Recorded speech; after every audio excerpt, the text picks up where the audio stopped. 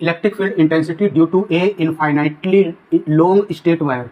एक long straight wire है जिसकी लंबाई इन्फिनिटी है, तो इसके द्वारा जो इलेक्ट्रिक फील्ड क्रिएट होगा वो कैलकुलेट करना है।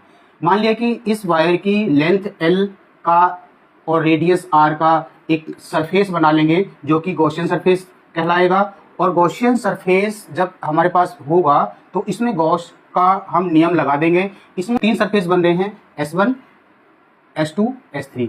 तो ये जो S1 और S3 सरफेस है, इस पर जो इलेक्ट्रिक फील्ड और इसका जो वेक्टर होगा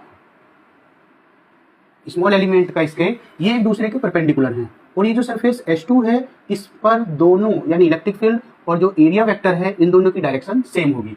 तो इस वायर पर जो चार्ज है वो Q है, तो इससे हम टोटल फ्लक्स कैलकुलेट करेंगे और उसके बाद इसमें देखेंगे कि E कितना आ रहा है।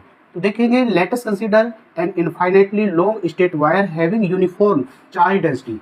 तो लीनियर चार्ज डेंसिटी जो है लैम्डा है इस वायर की। Due to it we have to calculate electric field intensity at a distance R from the wire. Wire से R डिस्टेंस पर कैलकुलेट करनी है electric field intensity. We consider the closed surface in the form of a cylinder.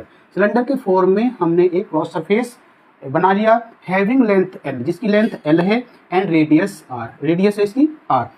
Then according to Gauss law total electric flux passing through the cylinder is, तीनों surface के लिए हो जाएगा phi E equals sign of integration S1 यानी कि इस surface से गुजरने वाला फ्लक्स प्लस इस सरफेस से गुजरने वाला फ्लक्स प्लस इस सरफेस से गुजरने वाला फ्लक्स इक्वल्स होता है Q अपॉन एप्सिलॉन नॉट।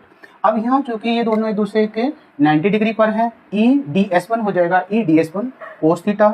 इसी तरह से यहाँ भी cos थीटा आएगा, इसके साथ भी cos थीटा आ जाएगा। cos 90 की वैल्यू होती है 0, तो इस सरफेस से S1 से और S3 सरफेस से जो फ्लक्स पास होगा वो हो जाएगा 0 आया।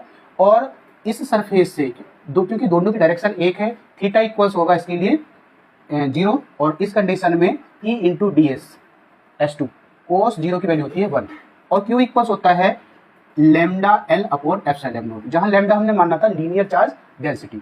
तो ये जो सिलेंडर का जो सरफेस एरिया होता है वो होता है 2πrl। फाई इक्वल्स इतना आया lambda L upon epsilon not. इन दोनों की तो कंपेयर से E इक्वल्स आ जाएगा lambda L upon epsilon not, और E इक्वल्स आ जाएगा lambda upon 2 epsilon not R equals E proportional 1 upon R। अगर E के और R के बीच में ग्राफ बनाएंगे तो ये क्या होगा, E इनवर्सली प्रोपोर्शनल R के है, तो ये इस तरह से घटता जाएगा।